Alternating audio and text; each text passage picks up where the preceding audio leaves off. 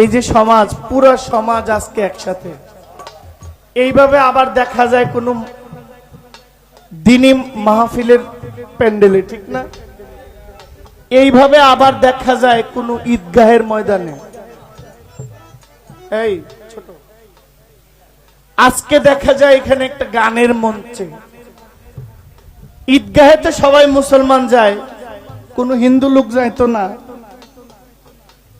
কোন ওয়াজের মাহফিলে মুসলমানরা যায়, খুব আগ্রহ না থাকলে হিন্দুরা যায় না, আবার অনেকে যায় গোপনে, লুকানো। কথা ঠিক না? এই গানের মঞ্চে দেখেন অনেক সনাতন ধর্মের ভাইয়েরা আসছে, মায়েরা আসছে, বাচ্চারা আসছে। একমাত্র বাউল গান, যেই গান মা, স্ত্রী, সন্তান, পরিবার সবাইকে একসাথে নিয়ে শোনা যায়।